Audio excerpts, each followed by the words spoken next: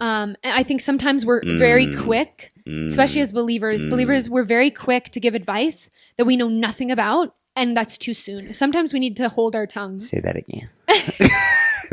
The Make God Known podcast is a place where I equip second generation Habashas to know God and make God known.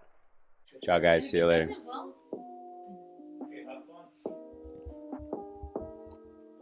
We will. Hello. Hello. Hello. Faith. Hello. Yeah, that's a good tip, actually, because I tend to be very sarcastic. Yeah. People who don't know me, Yeah. and they just look at me with a blank stare because they think I'm being serious. That's so funny. I love how you just said that and left. Yeah. Well, I mean, you guys know me, and I trust you guys, so I don't mind if you guys know that I'm sarcastic with everybody. Even Habesha people who can't understand my humor sometimes. But that's actually, yeah, that is a really good point. Like if like you're a sarcastic person, it's good for like people to know you and stuff. All right, well get people to know you. Even with cross-culturally too, it's good to just never be sarcastic. Yeah. They actually teach you that in missions training, to not be sarcastic when you're overseas. Because they'll take you literally, especially if they're learning the language. Yeah, they take you serious every single time. Yeah. Okay, are we starting? We already started. We started a very long time ago. As a matter of fact, we started 14 minutes and 17 seconds ago. That's with Yoni included into that. I'm joking. I'll definitely cut him out. But you know what? That's a good thing that Samir said that, because that's a perfect segue into asking you who you are. A sarcastic woman who loves to bake cookies upon cookies. Yes, that's actually very true. Yeah. But okay, so thank you for being on the podcast. You're welcome. Yes. So it's great because I do want people to get to know you. Mm-hmm. I want people to kind of know your background, your story. Mm-hmm. And from there, we'll just get into a conversation. So give me like I know a little bit, because we obviously had our fair share of conversations. Mm-hmm. But for people that that do not know you. Yeah. How about you start there? Does that work? That's such a loaded question. Is it? I'm like, where do I even begin? Yeah. Do I go into my trauma? Do I go into... You could start wherever you like. Light stuff? Wherever you like. First thing that pops into your mind. Why don't you ask me a question and then I'll follow up with it? Because I do not know where to start. So. Okay. Okay. Tell me about where you grew up. Okay. Okay. Good question. Okay. Very good job. Your relationship with your family. Okay. And then how did you get to Edmonton, which you'll share about that, and then get into your marriage. Like how you met Samir and everything. Okay. And then now like married. Is that specific enough? That's okay. very specific. Thank you. I appreciate that. Am I holding the mic close enough to my mouth? Perfect. Okay, you're so I'm like, where do I look? Do I look here? Me. Okay. Yeah. It's so weird because like you already know a lot of this stuff, but they don't. Yeah. Yeah. So I grew up in a small town in Ontario, and I lived there pretty much my whole life until I moved out at 18 to come to college here in Alberta. And what was the first question again? I completely forgot. Where you grew up. That's okay. And then your relationship with your family. How was that like? Yeah, I mean, my relationship with my family is long distance because I'm obviously like a 4-hour plane ride away from them. But I think we've gotten much closer over the years too, and just our own personal development and our own growth and our own maturing and things like that. I feel like we've been able to bond a lot more over some of the things that we've gone through over the last couple of years that have been like just so tremendously tough. I know my sister, I'm really thankful actually that she's kind of getting into like her 20s now, which I love because I feel like most of our life we've been in like 2 different stages of life. Yeah. Like, you know, when she was born, I was 6 years old. And so, you know, when I was in my teenage years, she was like, you know, a 5-year-old, a 6-year-old herself. And so, and then when I moved into like young adulthood, she was like an early tween, you know? And so I always kind of felt like we were on like different paths of life because we were in a different section of life. And we were always close and stuff, but we could never have like heartfelt conversations. And I feel like as she's entering like her 20s now, I'm like, I feel like I see you more as a peer rather than like my little baby sister, you know? Yeah, that's nice. So yeah, I feel like her and I are getting a lot closer, which I really love and appreciate. And she reminds me a lot of myself, actually. It's kind of weird. Like a lot of the stuff that she says, like at her age at 19, like I said when I was 19. And it's like weird. Like I get so much deja vu just talking to her because I'm like, oh my God, I was just like you. Or you were just like me. So yeah. She's following a pattern. I guess. Yeah. And it's crazy because she wants to go into medical missions. Yeah, she told me that. That's crazy. It's just so crazy because I've always been like obsessed with global work, like my entire teenage years all the way through.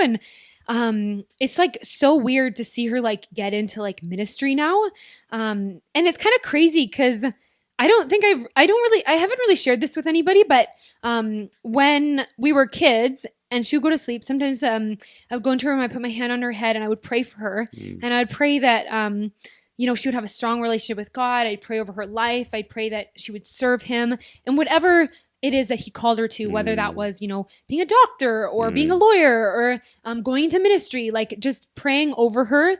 And I did this for a long time, actually. And so I don't think she even knew that because she was sleeping and I would just pray for her.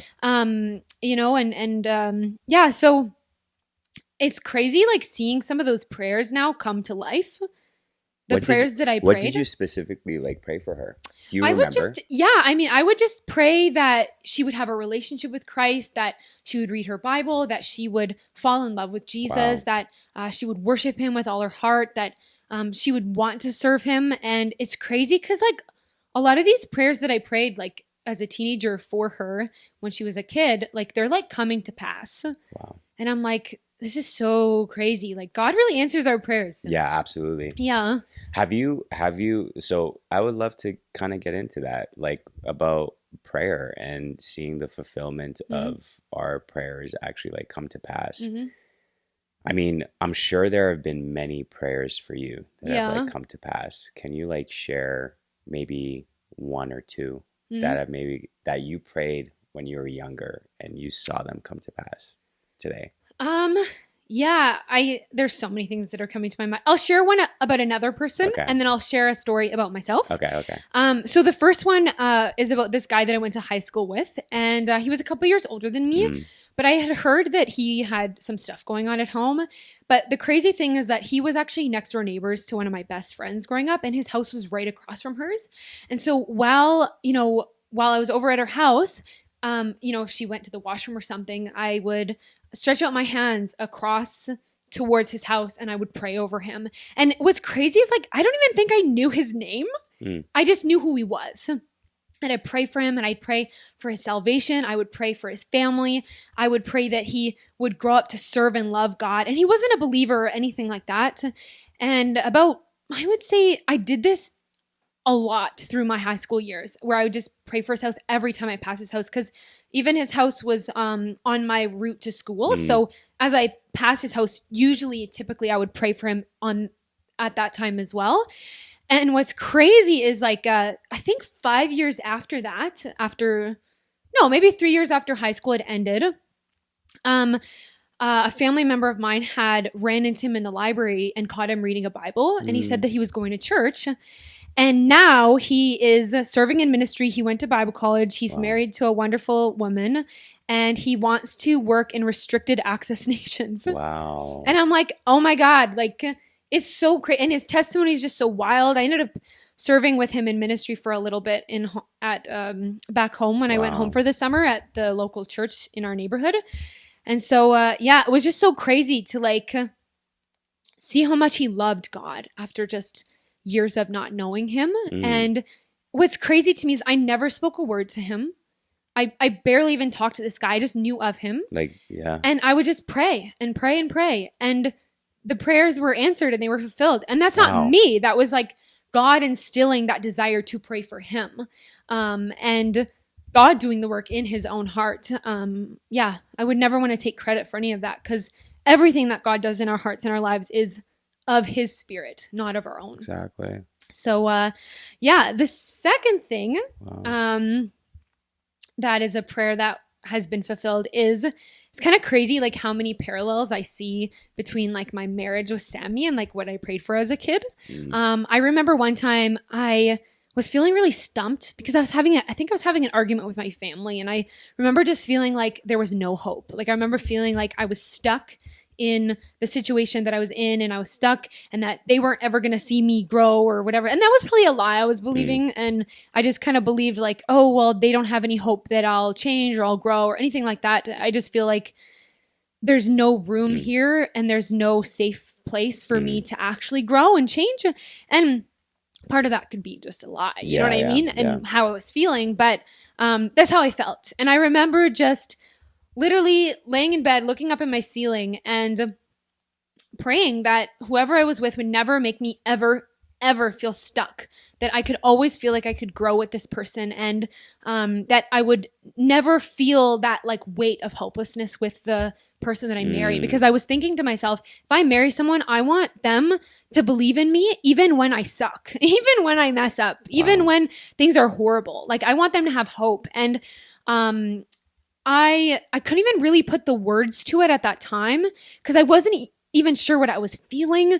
But I would pray for that kind of thing. And I remember it was like a deep prayer inside my heart. Like, and you know what, those prayers they're so deep inside your heart, you don't even know the words to say. They're just there, and you're like you don't have language for it. You don't even have language for it. Yeah. And but it was such a deep heart cry, and I 100% know and believe that God saw that inside of me as a teenager. And Sammy is like the most hopeful person I have ever met in my whole life. I could attest to that. He is like just like he's like like even from the beginning of our relationship, like he never looked at me like I was some like you know broken piece of garbage. Like he was just like, no, I think if you want to change and you want to grow, like that's enough, and like let's work on this, and like show me that you're working on this. And I would show him that I was working on it, and then he would be like, okay, let's keep going. And and I never once ever felt with him that things were hopeless ever in our entire, this is now our 5th year together.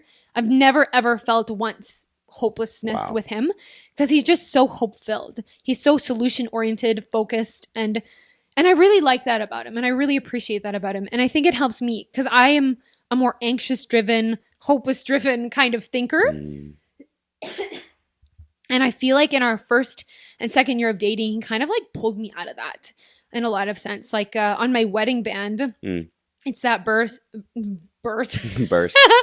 It's that verse that says, "Love hopes all things, believes all things, endures through all things." And honestly, I engraved it on my wedding band because I felt like in our 3 years together before we got married, that's what he honestly taught me.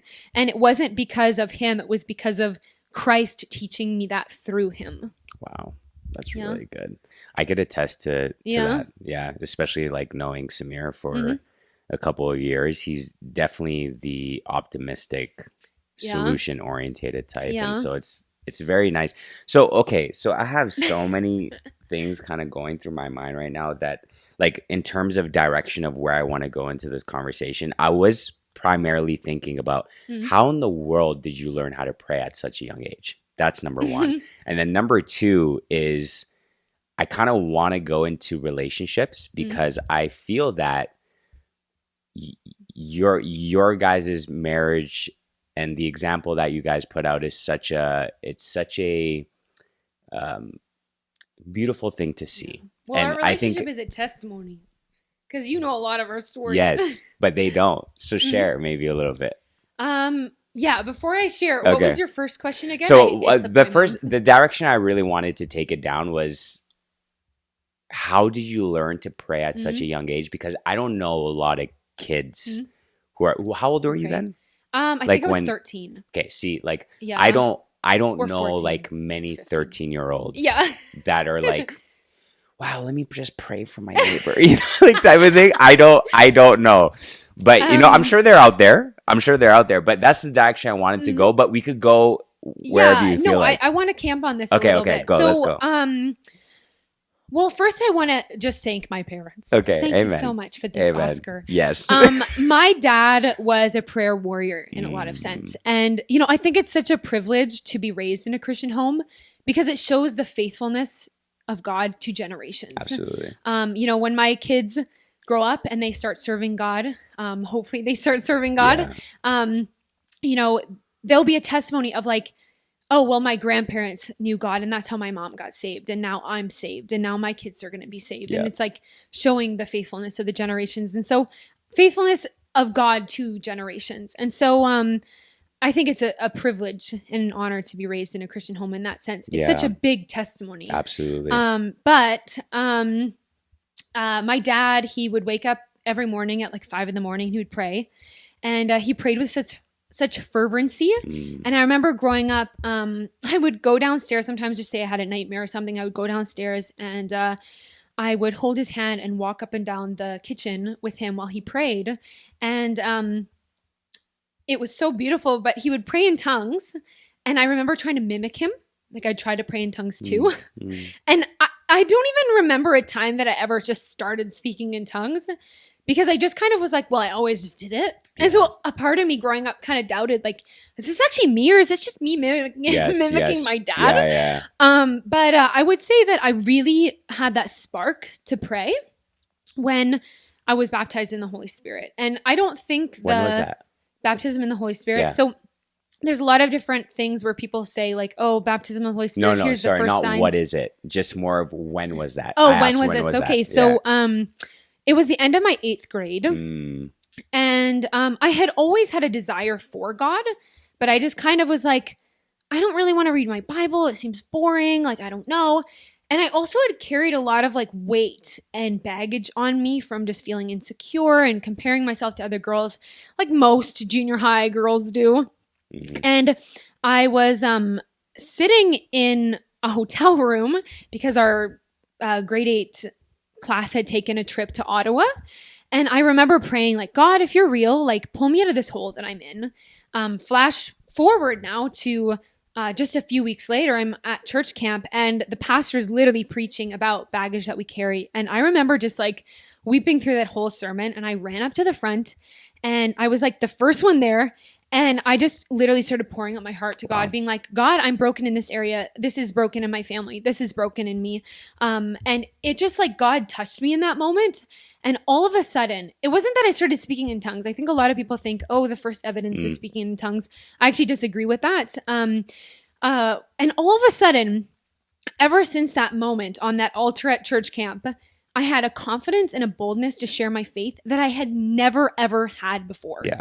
And that's how I knew I was baptized in the Holy Spirit. And I had a desire to read my Bible, and I actually followed through on it this time. It wasn't like, oh, I'm going to do it, and then I never did it. It was like, oh, I actually want to do it, and I'm doing it. And so as I entered into high school in the 9th grade, I started just going to the secret place with God all the time. Like every day after school, I would go and I would sit on my bedroom floor and I would open the Bible. I remember the first book I read in the Bible was the Psalms. And it really taught me that I could be honest with God, that I can tell him my raw and my vulnerable thoughts. And I could scream if I wanted to. And he's not afraid of it. He's not afraid of my doubts. He's not afraid of my questions. He's not afraid of my pain. In fact, he welcomes me to express it because in those moments, that's when he speaks to us the best. And so I feel like I learned to pray in the secret place of just being alone with God for like, didn't have to be long, but 30 minutes to an hour or less, I don't know. And just being with him and getting to know him and falling in love with him. And that's really how my story kind of started of, going on different global working trips and then, going off to Bible college eventually and then getting here to where I am today. That's crazy. Yeah. When I talked to a lot of you, so last podcast, I'm sure, I don't know if you saw it or not, but I was chatting with all the youth from Hybrid. I didn't see it. You didn't see it? Yeah, I want to see it. It was a fun time. But anyways, I was chatting with them and I asked them, how hard is it to follow Jesus in high school? And they were like, it's really hard. Yeah. And I asked them why, and they went into like a couple, things, but I actually... I saw it, especially the pressure that comes from being in high school. Yeah. And I just wanted to ask you, like, I don't know, because there is the beauty and the delight of like being with the Lord, right? Did you ever feel lonely, however? Like in the sense of like you were really like set, like I could tell just by you telling your story, you were really like set apart, really different, and probably not similar to like your high school peers and such things like that, right? So did you ever feel like that? Did you ever feel loneliness, or was it always good? I think that I did. Not just because of my faith, though. Sure. I think in a lot of sense, I lacked a lot of social skills. Okay. Which also isolated me at that time. And so once I learned more social skills, I was able to build more friendships and relationships and stuff like that. But I think I was always more drawn to the good kids. In a lot of sense, like I never really hung out with like the kids who partied or drank or things like that. I hung out. Wow, that's really good. I hung out with like the weird girls who giggled all the time and Yes. We laughed our faces off until our stomachs hurt. Like Yeah. that was the kind of crowd that I hung out with. But I mean, at times, it was isolating. Like I switched schools a couple of times because of some situations that I had gone through, and so because of those things, I think I also felt isolated and unable to make a lot of really good connections. And I had made a few, and I'm very thankful for those friendships still to this day. But, at times it was isolating. And I think also just being kind of known as like the Jesus freak was also kind of isolating in some sense, because I didn't do the things that the other kids do. Like I wasn't okay with a guy just coming up to me and like slapping my butt. I wasn't okay with like them like talking about sex around me. I wasn't okay with that. It disgusted me and it made me feel sick. And not to say that I was making them feel shame or anything for the choices that they were making, but I just like didn't really want to be around it. Didn't give any value to you. It didn't give any value to me. Yeah. And I tried to be just the nicest girl I could possibly be to people, and try to represent Christ to absolutely everybody, because I knew that even though it was hard, I would never, ever, ever get that high school experience back again. And although that seemed like a good thing, it also is kind of a sad thing, because I'm never going to get the opportunities that I had again to those people that I was with in high school. And so that thought gave me a lot of hope and endurance through that high school experience. But man, when I graduated, that was a good day. Because you're like, I was like, thank God I'm done. I'm done with all this. I was like so ready to just move on. And I think in high school too, like I started struggling with anxiety a lot, but I wasn't quite sure what it was. Like what the anxiety was about? Yeah, I wasn't actually diagnosed with anxiety until I was in my, I think, second year of college. So I didn't even know, but I was so anxious. I mean, that also made my high school experience really challenging. We were having some family stuff going on that was really, really tremendously hard on me. And so the anxiety was just through the roof. I mean, I had like night guards from grinding my teeth, and I'd grind them through, and like I struggled with like pulling my hair out because I was just so anxious all the time. And that was really hard to heal from once I eventually moved out. How did you, okay, so let's chat. Let's chat. So dealing with anxiety in high school, and probably a little bit after high school too. How did you face anxiety and like the mental health? Like how did you overcome a lot of those things? Yeah, well, I would say I took a lot of different approaches at the beginning. And I think a part of that was just because I was a lost 18-year-old who had no idea what they were doing. I went the medication route at one point, and that just turned to be like a not good route for me. I went to therapy, and that was really, really helpful. But I found the thing that actually helped me the most was exercise and changing my eating. It wasn't that the anxiety just went away once I changed it. I felt like once I was able to exercise and, lose a bit of weight and, be healthier, I felt like I was able to regulate my body a bit more. And so, I found I was like, the anxious sweats were like, they left once I started exercising and things like that. And at that time, around the time where I kind of got into my health and fitness journey and started overcoming the anxiety on my own is around the time where I had met Sammy. And again, he's like a ball of hope, right? Yeah. And so he never once made me feel like I was just a broken piece of trash. Like he made me feel like I was a daughter of God who was worthy. And he's so logical. And so sometimes I would just like I would just barf out this anxious thought and he would be like, what? And then he would like explain to me that like that doesn't make any sense. And I'd be like, oh yeah, okay, you're right. Wow. And I feel like Sammy in a lot of sense was a really strong rock for me. Not that I was relying on him for healing or relying on him to help me emotionally in any way. But he was definitely a massive support for me and in helping me grow. And I think in both of our vulnerability to each other, we were able to grow deeper and deeper in our relationship. That's so good. So I'm hearing a couple of things.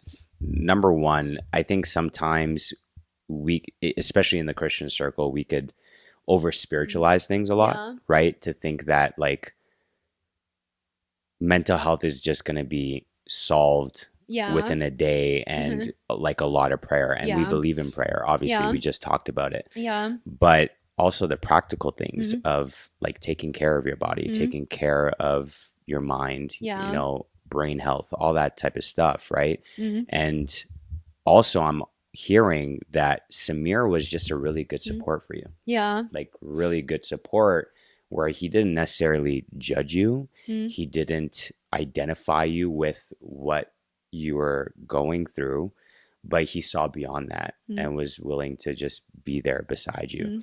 Do you think mental health is a taboo topic in the church? Oh, 100%. Yeah. I mean, like I would get very frustrated when I was in like my first and second year of Bible college, because I feel like the amount of times I would get like unsolicited advice that just didn't help me at all. What advice? What advice? Yes. Geez, I would really love to know, because I'm sure like, there are people out there. You need to trust God. You need to pray more.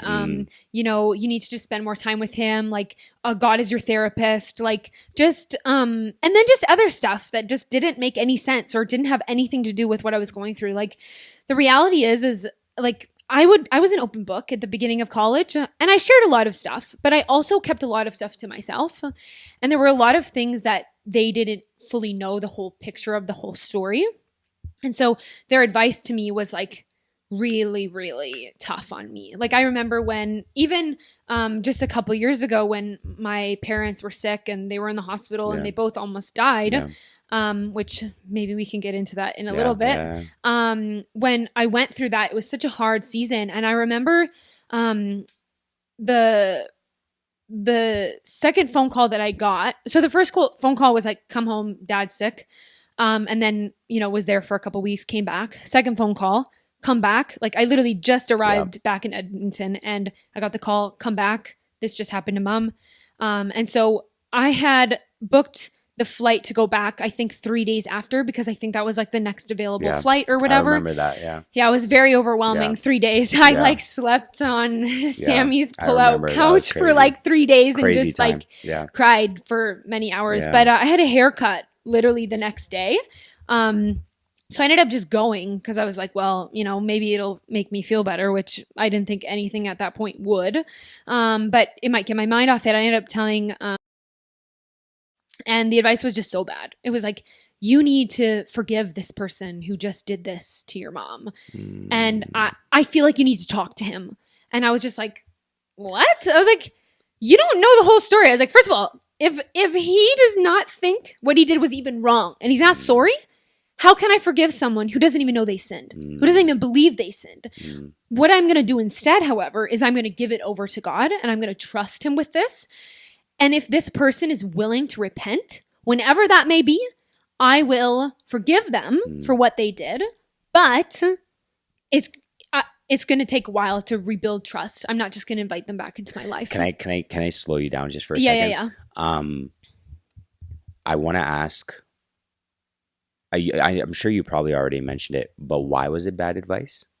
Okay. And then secondly, I literally was just hearing a message this morning that said, forgiveness is a release, but healing is a process. Yeah. it's like forgiveness is something that we're called to do as Christians. But sometimes we equate forgiveness and healing to be the same thing. Yeah. You get what I'm saying? Yeah. And I felt like for you in that situation, it's like you're willing to extend that forgiveness, but the healing, it takes that's time. a process. Yeah. Like that's time. So why was it bad advice? Like, well, it's bad advice because she didn't know the person that had committed the crime against my mom. And she didn't know everything that had happened and had gone on. And so there were so many details that, because she didn't know the whole situation and she didn't know the person. And I think at that time, I honestly just wanted to talk about it. It had just happened like the day before. And I was like incredibly emotional and anxious. And I had 1,000 emotions running through my body, through my mind. And it was like I was on emotional fire. Like I can't even explain it. Like I was feeling like tremendous anger, tremendous pain, tremendous fear, tremendous even terror, tremendous like so much sadness. Like it was just unbelievable. And I had pain for like multiple people who were involved in the situation. And so I think at that moment, I just honestly wanted to make myself feel better and like maybe even just talk about it and not get advice. But I think one, it was wrong advice because she didn't know the whole situation. It was wrong advice because it was too soon. And I think sometimes we're very quick, especially as believers. Believers, we're very quick to give advice that we know nothing about, and that's too soon. Sometimes we need to hold our tongue. Say that again.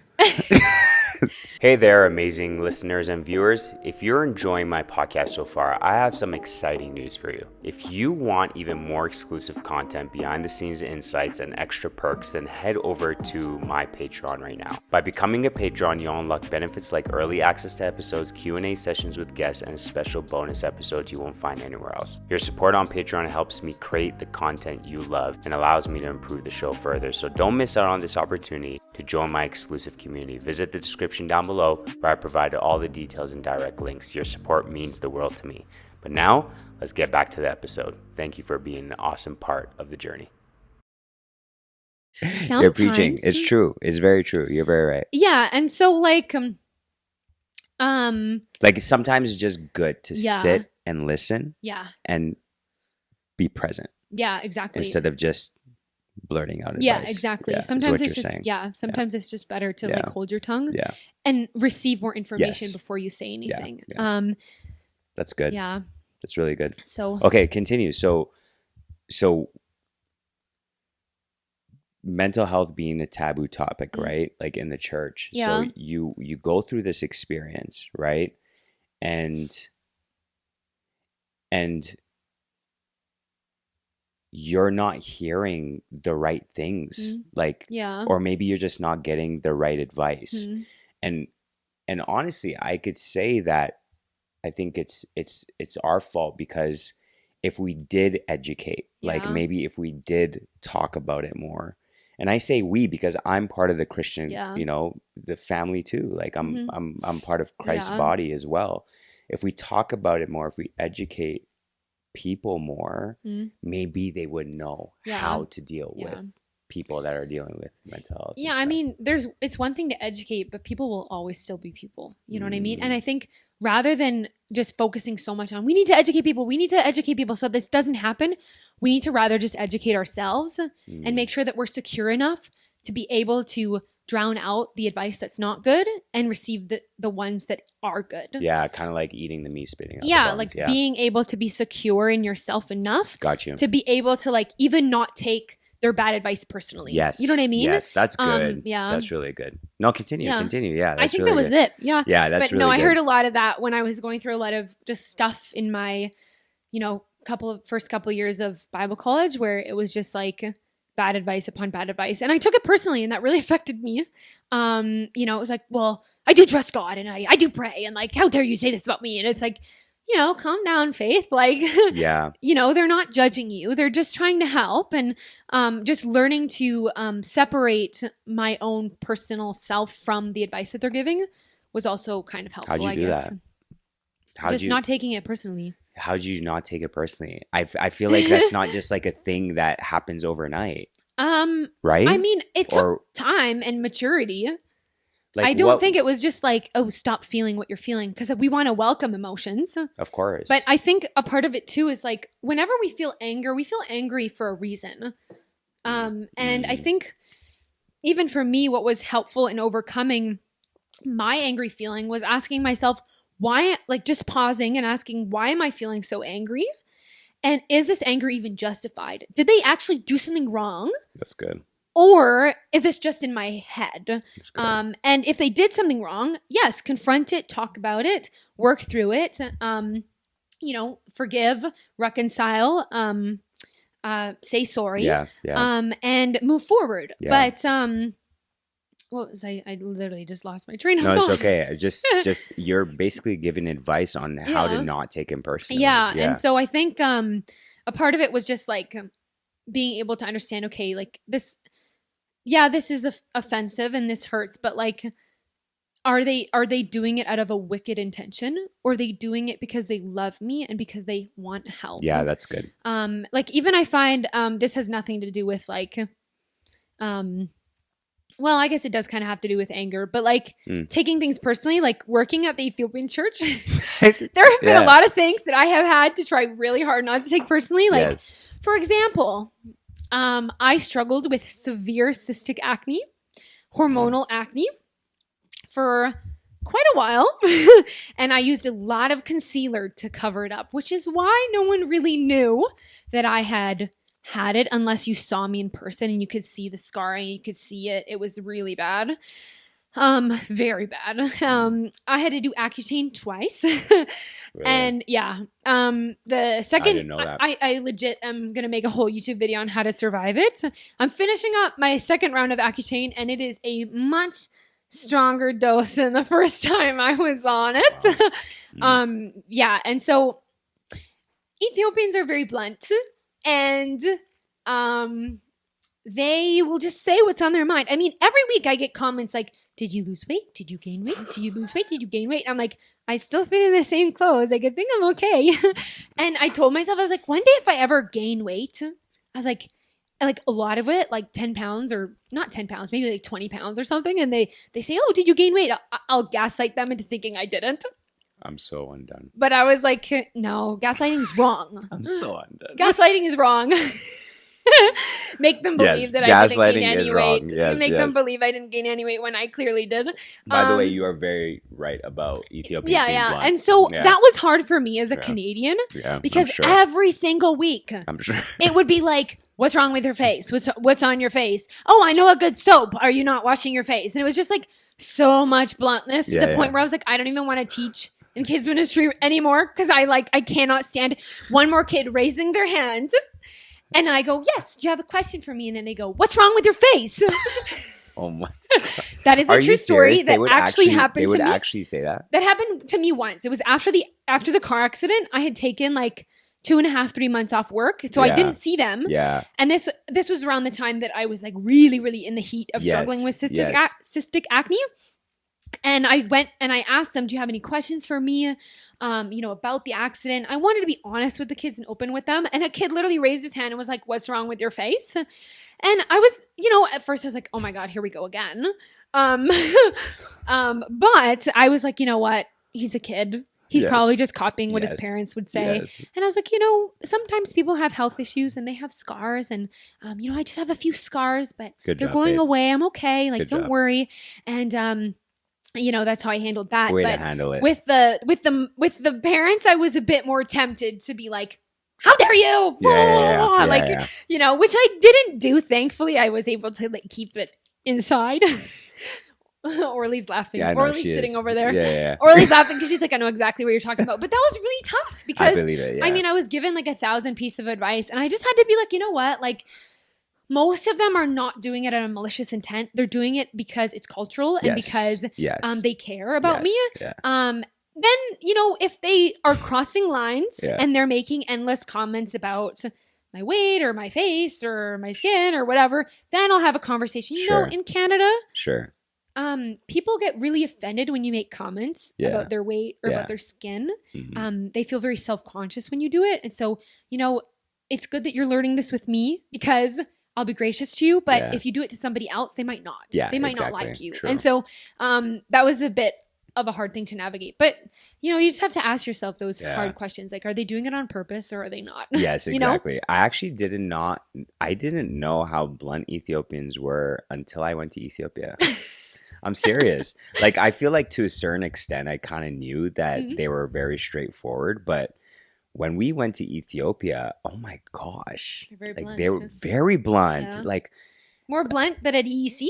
yes, absolutely. Yeah, Because yeah. they're used to it at that point. Just literally, like, you're in a conversation. I'm with my wife, and they're like commenting something about her. I'm like, the frig? Why would you say, like, why would you ask that? Leave my wife alone. But yeah, like this protectiveness. Get my wife's name like, out of your mouth. yeah, no. I won't Will Smith them.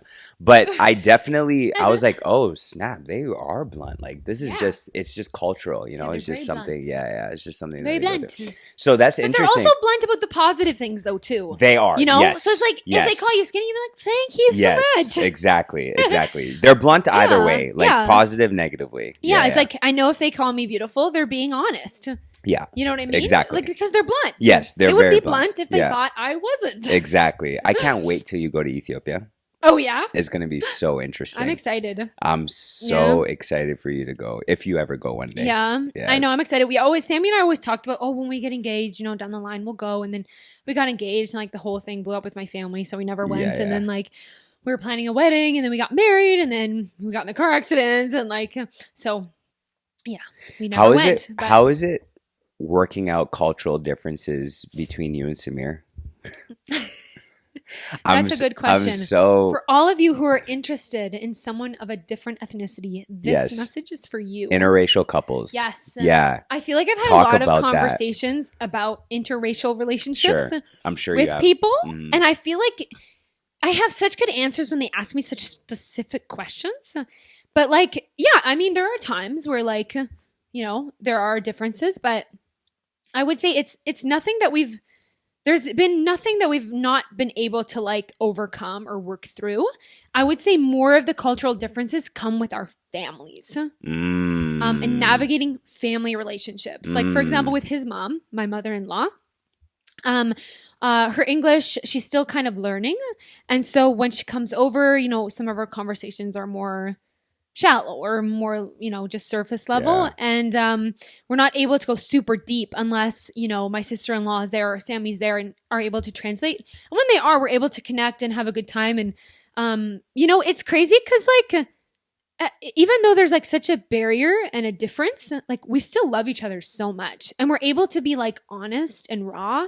And I mean, I love her. Like she serves us so much. Like that's her love language. She loves to serve and she's just a woman of service and love. And even after the accident, I mean, she was here almost every day feeding me and helping me. And like she helped me get dressed. I mean, I never would I ever thought I would ever see the day where my mother-in-law would dress you, see me half naked.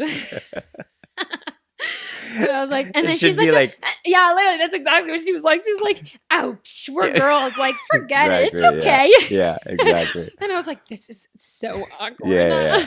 For them, it's like whatever. But like, I had a broken shoulder blade. I cannot get my shirt on for the life of me. And she's just like, whatever. Yes, understandable. You know, she's seen me projectile vomit. She's washed up my vomit after the accident. I love She's it. seen me get food poisoning. I mean, this woman has seen me go through the ringer and she loves us. And amen. So it is possible to have a good relationship with unity and peace, even though there's a cultural barrier. Sometimes you just might need some assistance through like translators or things like that. What was the toughest cultural barrier you or your family had to overcome? Oh, that's a tough I one. feel like we chatted about this a while ago. So I mean, there were so many because there was even stuff on my own side, you know, trying to get to know Sammy. Like what? There was difficulty on my family's side. Oh yeah, okay. Of them trying to get to know Sammy too. So I feel like there's just so many stories I could tell. Share one. Some of them are a bit too vulnerable. That's okay. Share one that you feel comfortable with.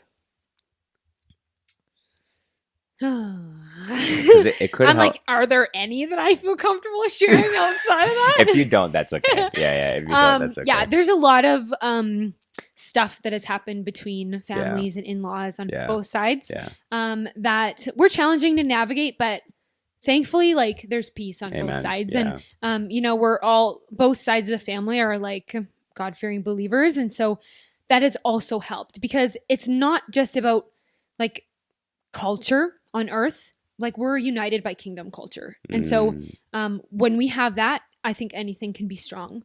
Absolutely. Yeah? Absolutely. If we didn't have kingdom culture, that's when unforgiveness and rebellion and not saying sorry and not being repentant comes in. Yeah. And a lot of other issues that could come into that, of like not respecting boundaries and like different things like that. And I think both sides have done a very good job respecting Sammy and I as our own family unit. And I'm really thankful for that. Yeah, that's really good. So I want to ask you, so this podcast, it's really for like second generation young individuals. The purpose of it is like to know God and to make God known. That's the whole purpose of it. The demographic of people that are watching this podcast, which is quite interesting, is 18 to 24. And then it's like 28 to like 32 or something like that. It's interesting. And I did want to ask you questions because I know your father and mother and even based off of what I've seen, the relationship that you have with them. And I find it to be like really amazing. Like I find your relationship with your parents to be super cool and like healthy. And I just want to know, like, as a younger individual, right? Like, how did you get to a place where you could have a healthy relationship with your parents? Yeah, that's really good. I'll share kind of a story into that. Well, my dad and I had a lot of difficulty when I was a teenager. I had a lot of just pain and stuff from the things that I had seen him do that was not good. And I won't go into detail about that, for his own sake, just in protecting him. But there was a lot of trauma, I think, that had happened in the home. And I had a bit of a strained relationship with my dad at the time because we didn't get along. And there were a lot of things that he said that really wounded me deeply on a consistent basis. And so, did your computer just shut off? No, I didn't. Okay. It's totally fine. And so I think when I went off to college, I was in my first year of Bible college, second year of college altogether, because I had transferred schools. I was in my first semester. I felt like I needed to write him a letter of like everything that he'd ever done that hurt me. Wow. And in this letter, it was like all of the stuff that had happened that just broke me as a teenager. And I put it in the letter and I emailed it to him. And I told him in the email, do not talk to me about this until I come home for Christmas. To give him time to process the letter and to give me time to process the fact that I just sent this letter. And I sent him the letter about probably a month and a half before Christmas. And that's a long time to wait. Yeah. So, I go home for Christmas and my dad was like clearly heartbroken. And here's the thing about my dad that I so love and appreciate is when he's made mistakes, he's always said sorry. And I think sometimes he's made mistakes, but he wasn't aware that he had made a mistake unless you had confronted him. And as a teenager, I was confrontational, but I wasn't. And a lot of the stuff that were more deeply wounding, I didn't know how to communicate it effectively. So I just freak out, which would make the matter worse. You. And so, he said to me, I want to take you for, a coffee date or whatever, daddy-daughter date, and, talk to you about some of this stuff. And so, literally my dad sat with me and he cried. And he was like so sorry over the things that broke me as a teenager. And I'm very fortunate that I have that. And I'm very thankful that I have that because I know not everybody does. Yeah, sure. But that really restored and reconciled my relationship with my dad. And I think even with my mom, like, because no parent is perfect. Nobody is going to do all the right things at all the right time. But being able to communicate it effectively. Now, if your parent is like, oh, I didn't do anything wrong and like blah, blah, blah, blah, you can't really reconcile with that person. And I think in that scenario, you just have to give it to God. Yeah. And, you know, I've been able to practice that with other people in my family. My parents, however, were not those people. And I'm thankful for that. Yeah. And so, my parents, they're funny. and I think also they've grown a lot as a couple. They've been married for 30 years now, which is just so mind-blowing because, actually you'll laugh at this. It was my parents' 30th wedding anniversary. And to be honest with you, I don't think a lot of people thought they would ever make it this long because they were on the brink of divorce like my entire childhood. Like there was a point where they were almost separated and I was literally like, just do it. Like, stop talking about it so much. Like, if you're talking about it this much, just do it, you know? And because I was just so annoyed. Like, stop talking about it all the time. Like, you're making me fearful and stuff like that. Like, just do it. Just rip the Band-Aid off, you know? And they stuck it together, and they made it to their 30 years. Wow. They're still together. And so I asked my dad. I said, you know, what made you stick it out? Because now their marriage is like really good. Like their marriage is solid. And I would say for the most part, their marriage is like really solid. And I asked my dad, I said, in those really hard times, like what made you stick it out? And he said, what did he say? He said, well, I didn't want to go to hell because adulterers go to hell. I was like, oh my God. Okay, Dad. Okay, Peter. And so I don't agree with necessarily some of his religious beliefs. I think my dad can be a little bit too extreme on certain theologies and different things like that. But anyways, that's the reason that's what motivated him. So good.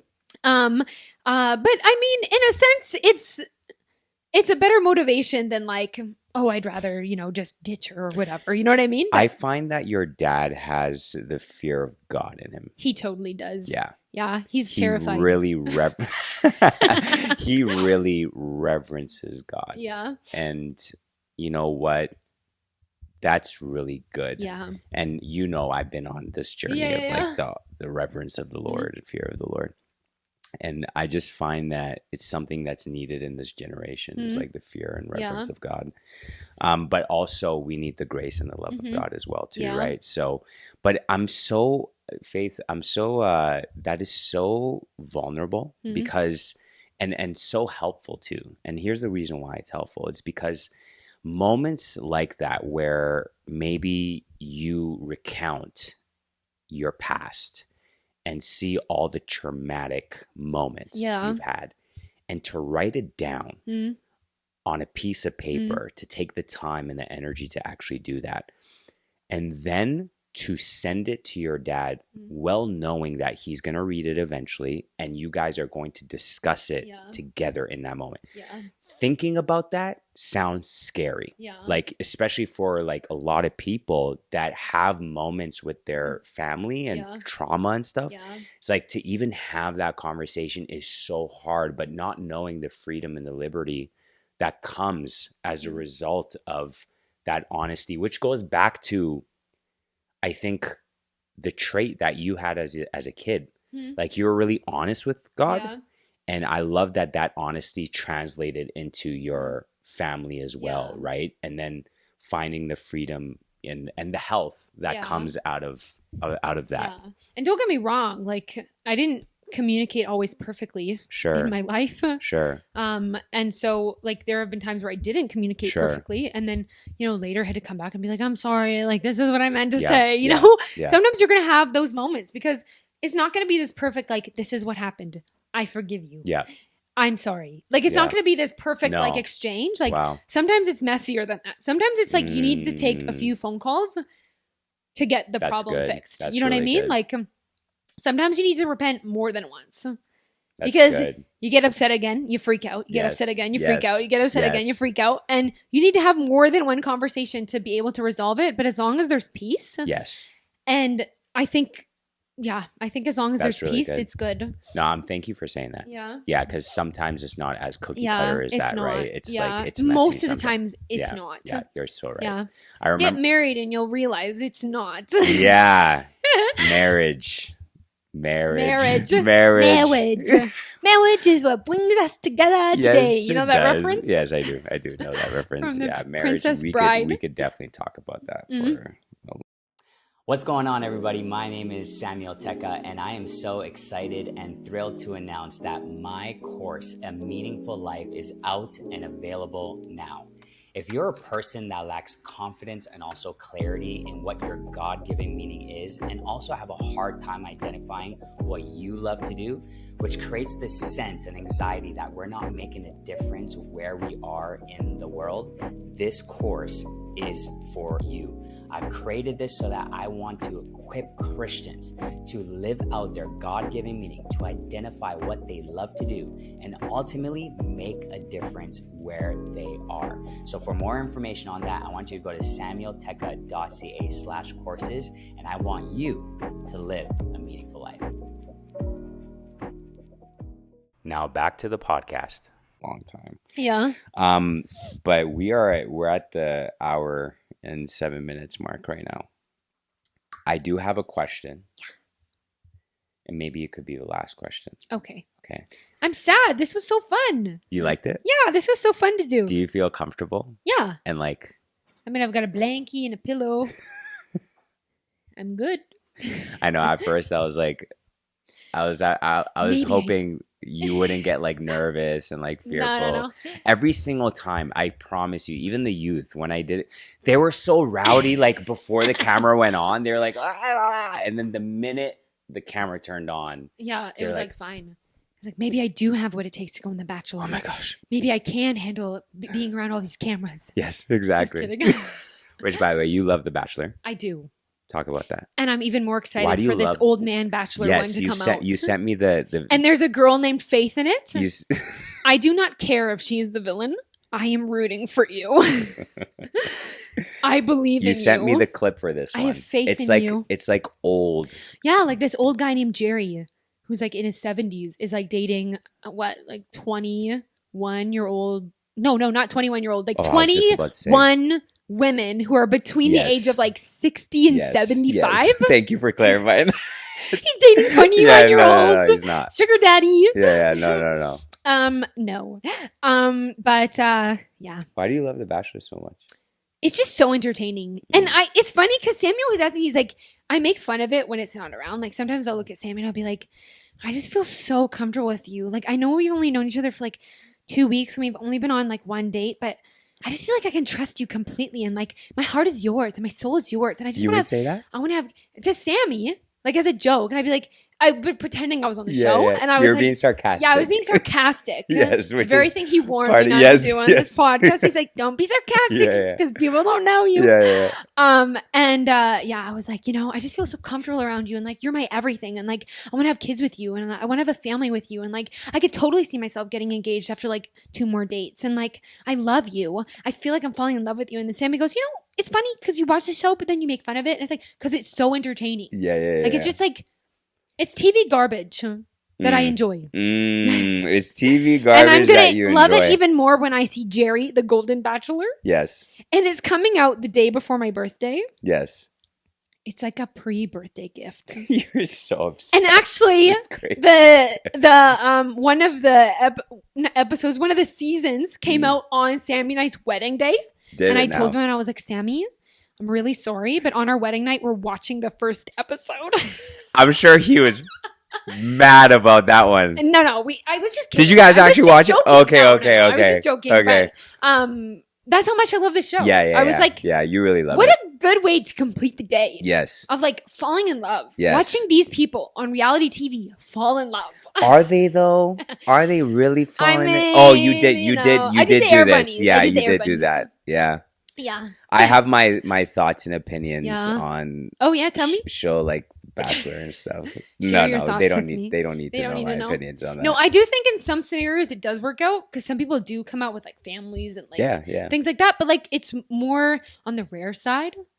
For Bachelor in Paradise, though, more families and couples and marriages come out of that one, which is weird. Do you feel like shows like The Bachelor give off a wrong impression of what maybe dating or finding someone should be? Oh, 100%. Okay. Because no, let's talk about this, because I feel like people are confused on like dating and like relationships right now. I feel like the show displays the immaturity that's in our generation, if I'm honest. Oh, interesting. Because I think a lot of people, they come into the show and they have a lot more immaturity that is displayed for all to see on public television. But I do think people can grow and change. I think that they are being edited to look a certain way. Of course. So I also don't want to judge either. You know what I mean? Yeah, of course. Yeah. No, I just asked that just because, like, you know, there's a lot of shows out there. I just recently heard of what's the one where they Love is Blind? Oh yeah. Yeah, I've heard of that one. And there's like a couple more. Mm-hmm. And anyways, I was introduced to the show Love is Blind. I mean, you know it. Like, basically, they can't see each other physically. Yeah. I've only seen one season of it. Got you. Yeah. For how long can they not see each other for? Isn't it like 90 days or something like that? Thought Is it was it 90 a week. days? Yeah. Oh, okay. So they could only see each other once they propose, and then once It's they like they're at the propose, they wall. could see each other physically. Yeah. God. It's funny because when they propose, they're like at the wall, being like, "I'm touching the wall, and I just feel your love." And like, this is the most special moment of my life. Yes. I guess the gist of the show is like Orly knows what I'm talking about. They're like, that's what ugly. I was just gonna comment on just right now. I was just gonna comment on that. Like, well, there was a season where the girl was like, they fell in love, but like, I don't even know if it was real love because the guy seemed like really fake. Like, he was like at the beginning of the season, he was like asking every girl, like, so, if we were at a concert, would I be able to like pick you up and put you on my shoulders? And he was like asking questions to like find out their weight or kind of find out what they looked like or like things like that. And it was just like, it's like, I know what you're here for. And then the girl was like he was like, oh, like I'm only into this type of girl. And she's like, oh, well, I'm not that type of girl. And then he was like, then they meet and like, he like runs to her and like grabs her butt and was like, oh my God, thank God. And I was like, ew, you're such a pig. And then you like watch the, Love is Blind Japan. And when they meet each other, they like, kiss each other's hands. Oh yeah, there's a Love is Blind like every country. Wow. I don't know. Okay. There's a few other countries. So they kiss their hands? Yeah, they're so sweet. They like meet them, they kiss their hand. They're like a gentleman. Yeah. And like, and then you see this one and they're like, and then he's like, I just don't even care what she looks like because I'm just so in love with her. And then as like the weeks go on, the girl's like, I feel like he doesn't like me. And he's like, to be honest, I'm just not attracted to her. And he's like, what you just said. Anyways. But that's what I was going to comment on. I was just going to comment on it's so traumatic. Okay. I find these shows to be one word, traumatic.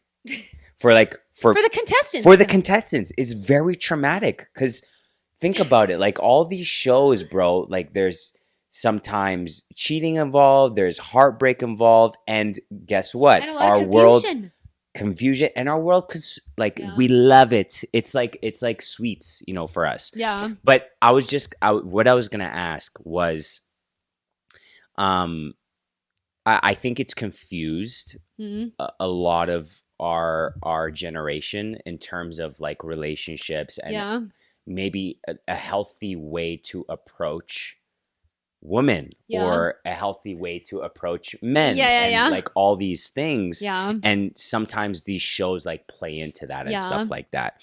I actually have no like, no, I do have an issue with these shows, but I was just going to ask you like from your point of view, because I see that you could differentiate. Yeah. Like you could say, no, that's like not right. Yeah. And like, this is whatever, right? Type of thing. Like how what would you say to individuals right now, like that are, because I remember you, Samir, and I got into a long conversation about this, about relationships. Let's talk about relationships. Yeah. Let's keep going. Yeah, let's keep going. Yeah. I actually want to keep going now. And also 14 minutes of it was Sammy and Yoni talking about the vehicle. That's very true. We need extra time with our friends. Yes, we do. When it comes to relationships, particularly Christian relationships, I have no concern for the world. I don't care. But for Christian relationships, I don't care about you. No. I love them. I would love to give wisdom and so on and so forth. He mostly just wants you to get married so he can officiate your wedding and get paid. Yes, because... Just kidding. Yes, anyways. I'm being Should I clarify? Should I not clarify? Yeah, she's being sarcastic. But let's talk to the men. Let's talk to the men for a second. Hello, what was the one thing you really loved about Samir and his pursuit that you said, this is healthy? Like this is good and all men should apply this. Yeah. His self-control, his purity, his love for God, his willingness to change and work on things that were tough. Yeah. His willingness to, and not just willingness, him actually doing it, to read books, to talk to mentors, to get assistance with things that were hard. I love it. His ability to and desire to provide.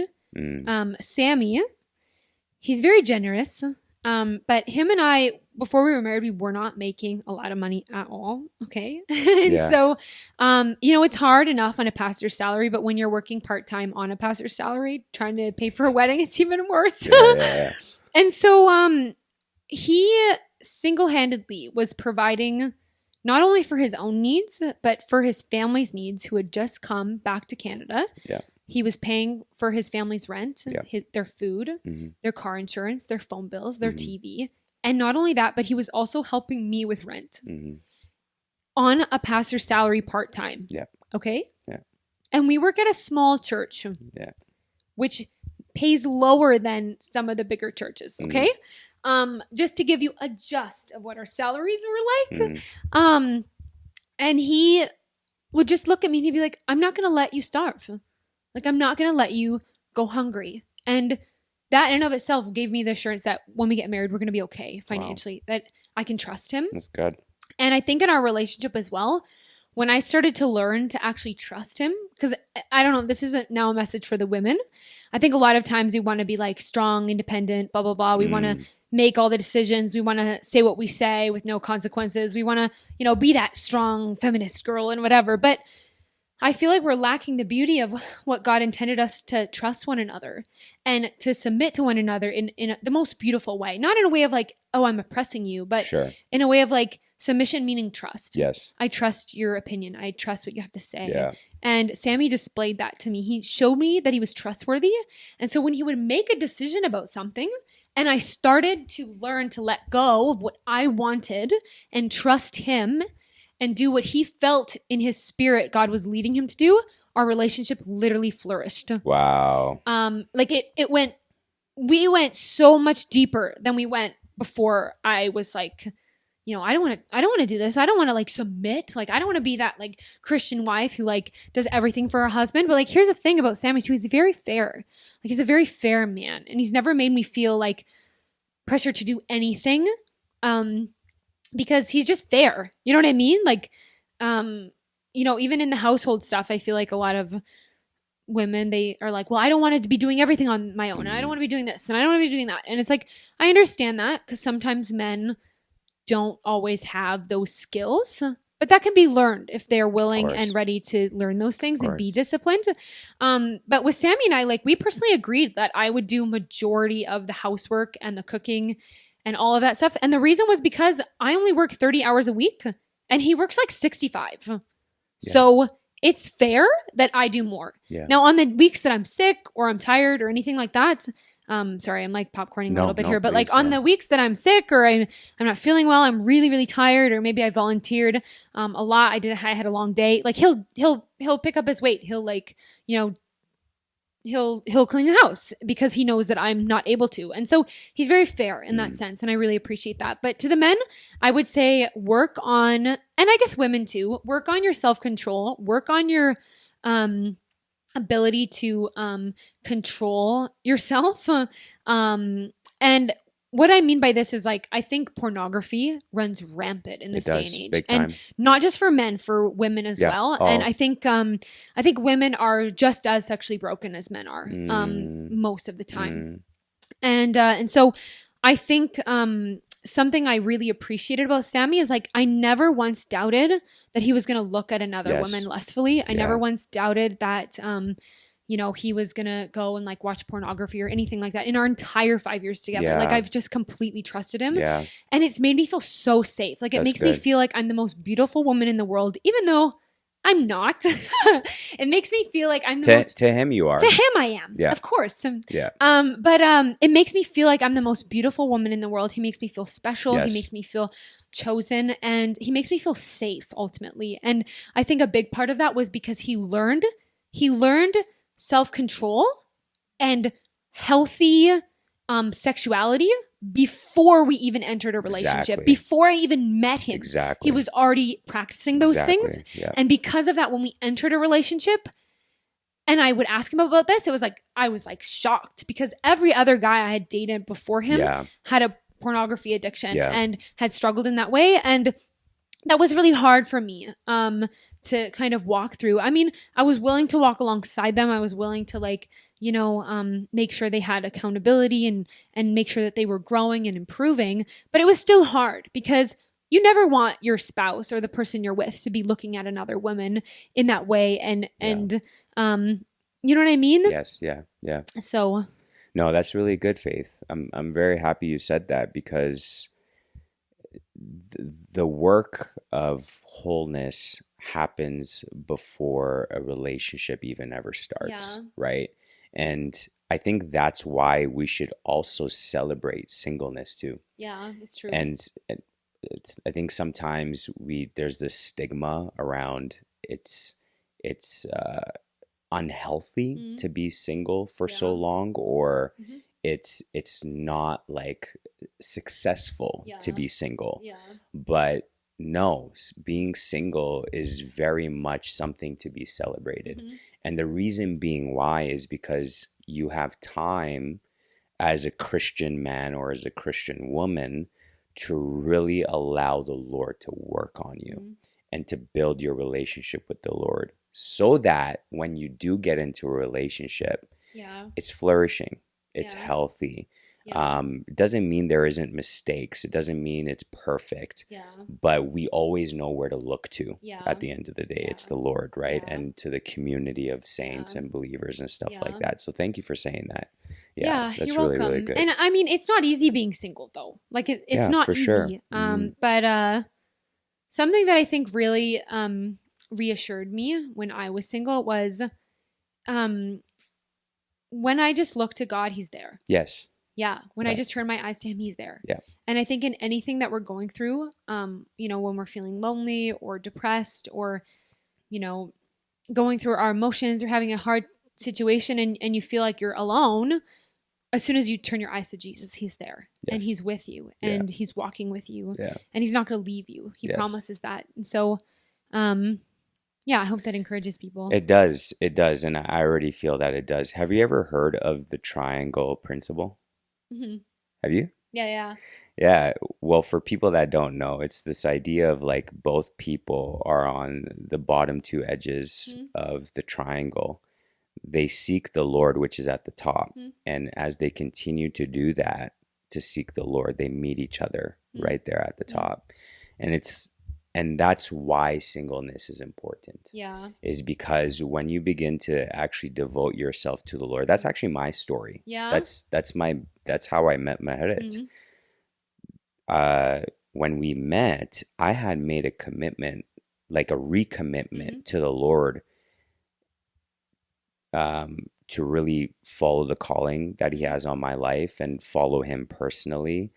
And the moment I made that decision, I wasn't looking for a relationship. I wasn't, really seeking it out. And this doesn't have to be everyone's story, but this was my story. You don't want to put pressure on people. I don't want to. I'm just, as soon as I stop looking, then he'll come. Yeah, because it's like, sometimes we take these stories and experiences and we make that to be the rule. It's like, no, God can use anything. Yeah. So it's like, but when I began to seek the Lord, what I noticed, I had met my spouse at the top there too. And I think that's what we need. I think the principle is just, man, like seek the Lord, work on yourself, like let the Lord do what he needs to do. And then eventually things will work out. Yeah. No, I want to encourage people too, because I know everyone's story is so unique and so different. But like, don't allow, like, because I know sometimes Christians, they'll say like these phrases and it almost puts more pressure on Christians to find a spouse. Like, oh, like just seek God and you'll find it, or just stop looking and you'll find it. It'll just, the perfect man will just drop in your lap as soon as you just stop looking. And like, it's like, yes. And that's just not the story for everybody. Like, I know amazing Christian couples who met online. I know a couple who met on Facebook. Yeah. She was in Brazil and he was in Canada. And they met and they've been together for over 7 years. They're married and like they're having a great life.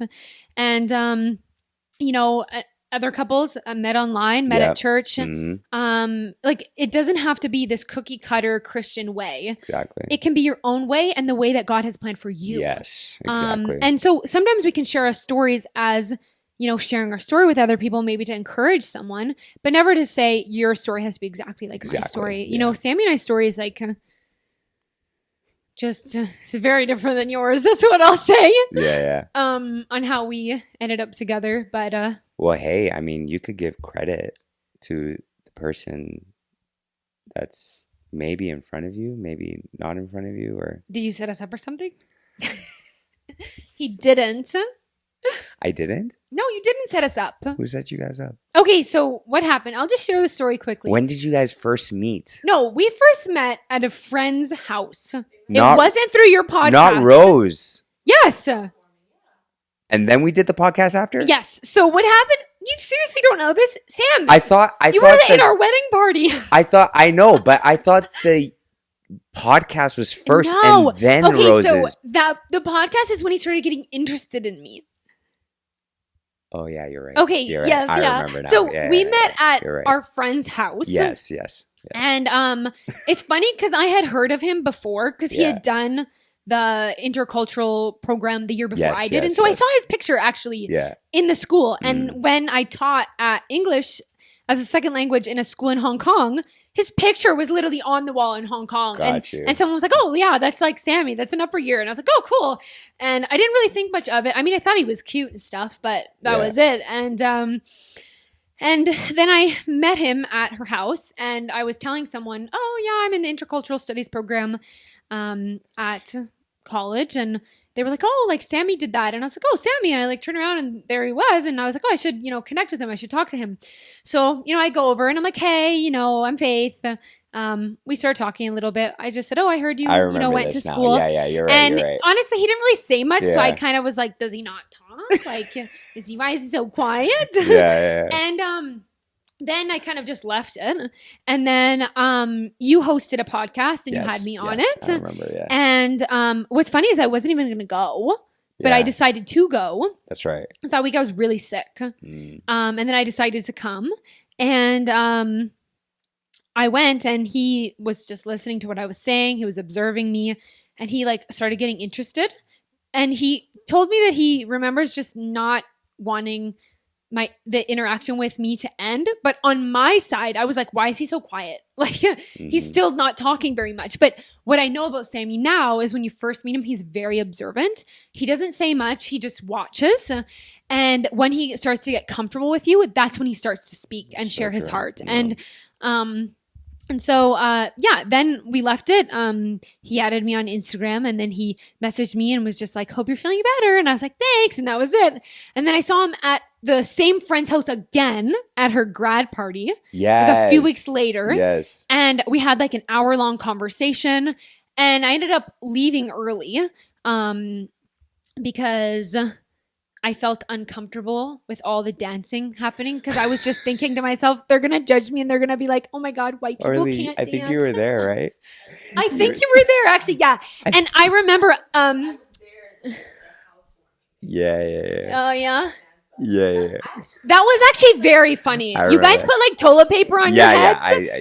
You guys had put like toilet paper on your heads, and I laughed so hard. Yeah, but I yeah. was so like Yeah. new to the group that Yes. I didn't know anybody, Yes, and so yeah. I was like feeling very shy. Yes. Yeah, And I was just kind of like to myself because I was feeling like really yeah. shy. Yeah. And I was like super overwhelmed because I was like, I want to jump in and dance, but like I don't want them to be like, oh, white people can't dance and all this Yeah. stuff. And I was like so insecure. You're so Now funny. I would just jump in and be like, woo! But know? you did dance. I don't think I did. No, I you didn't. did. No, at the house. Not at the housewarming, at the grad party. Okay. And the only reason why I did was because I was beside another white girl. Oh, okay. You Got know, you. Yeah, it's okay. You another- don't. I won't say her yeah, name, but don't say her name, yeah. she also had whispered in my ear that she felt uncomfortable too, and she had said the same thing that I said, and so I was like, oh, like That's so I don't want to funny. feel like uncomfortable or whatever, and yeah, I was just like, it was such a new crowd. I didn't want to be judged in any way. Sure. And it was hard to feel comfortable when Yeah. you're in a new crowd anyways. Yeah, of course. Regardless. Yeah. But yeah, I remember just feeling like kind of like, ooh. Yeah. So I left early. And then and then he was like, oh, send me your number. Oh, he whatever. asked you for your he number? asked me for my number at Okay. the party. Okay. And My then man. And then I said, okay. And then I was putting on my shoes at the door and he came back around. He said, don't forget to send me your number. My man. That's what I'm talking about. Boldness. That's what I'm talking And about. then I text him with my number and I said, hey, this is my number. And then he texted me on my number. Hey, this is Sammy. We had such a good conversation. Let's continue it over coffee. Oh, so and I was weird. like, of course, my heart was melting because Was it now? it was, of course. What? Okay, how did you react? I called my friend Arthur and I was like, Oh, Arthur. Yeah, Arthur, yeah, he yeah. knows Sammy as well. And I was like, can you please take Sammy out for coffee and find out what he thinks about me? And he did. Really? So Sammy and I was leaving for Ontario on Saturday, but we went out for coffee on Monday. And then I told him on the Monday that I was leaving on Saturday. So we Okay. ended up seeing each other every single day that week. Okay. But our first date was at Marble Slab at the ice cream shop. And it was funny because I had like done something that he thought was hilarious. And I didn't hear him, but he whispered under his breath, like, I love you on our first date. And this was before like we knew we had liked each other or anything like that. He was like, I love her.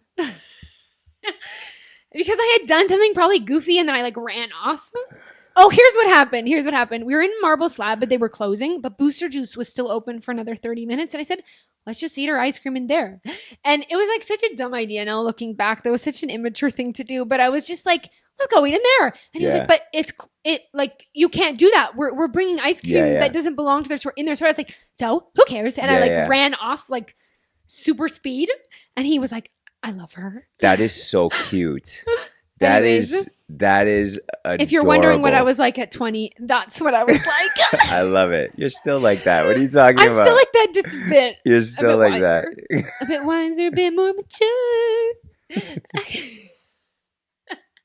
That's cute. I love that. And then, we hung out every single day that week. And then I had a flight that left at like 5 a.m. I had a really hard time waking up on time. Still kind of do, but less now. Yeah. And he texted me at like 3 a.m. to make sure I was awake because I had to leave at I think 3 a.m. and be at the airport for like 5 or something. So my flight literally, yeah. So I was there an hour and a half before, and he literally texted me and he was like, just making sure you're awake. Wow. And he even helped me try to get a job at the same place he was working. Samir, he fell in love. So that I could work with him the whole summer and he could get to know me. Yeah.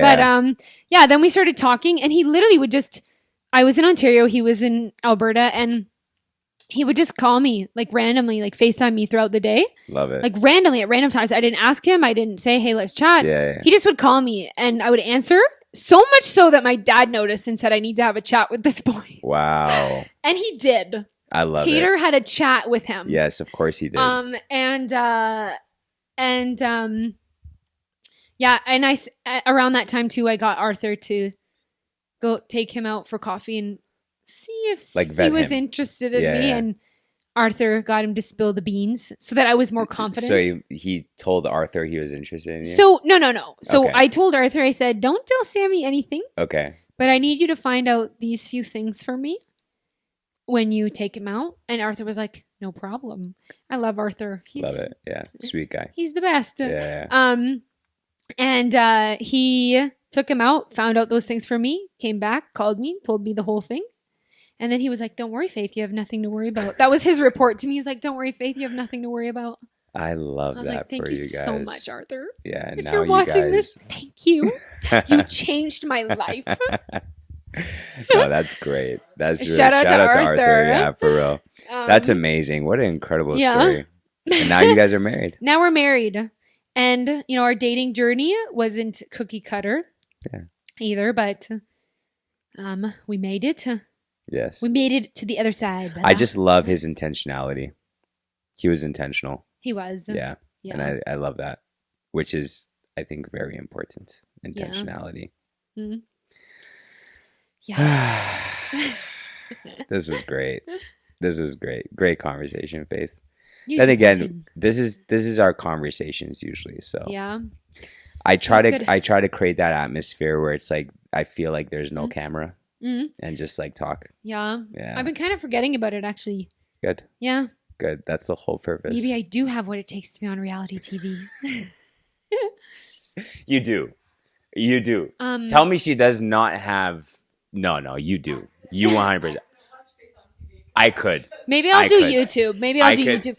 Bro, Comment in the comments if you would like me to do YouTube. I would binge. If you were to be on some reality TV show, I would. That's funny.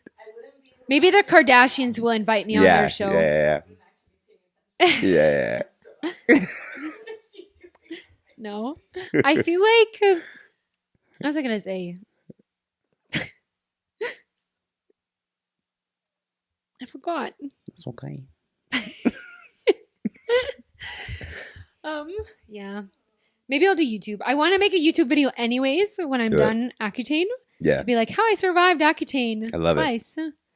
And that's a great title to the video. How I endured all of those Habashas asking me what's wrong with my face. Yes.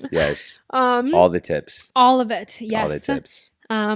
Yeah. So nice, Faith. Well, thank you for being on the podcast. If you know me, add me.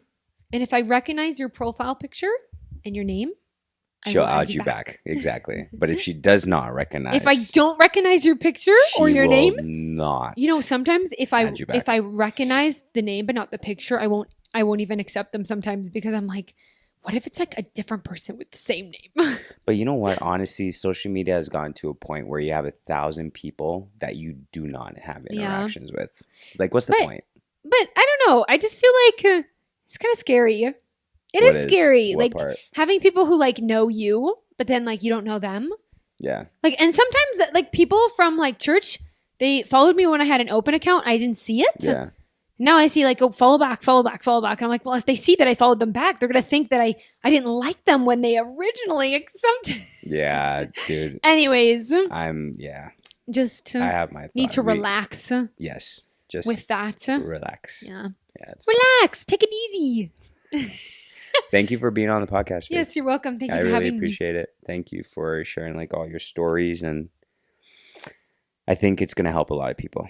Thank you. I appreciate it. I hope really that we get to do podcast number 2. We will. When you're back in Canada. Yeah, when I'm back in Canada. Well, I mean, I'll be in the States, but like when I'm back and forth from Canada, Maybe if Sammy and I fly to Arizona, we'll come. Yes, that would be nice. We'll be on the podcast in a nice warm place. Yes, Arizona. Yeah. Arizona. Maybe when it's like freezing cold to death out here, I'll come. Yes, that's the appropriate time to come. That's when you want to go. Anyways, thank you guys for watching. Bye.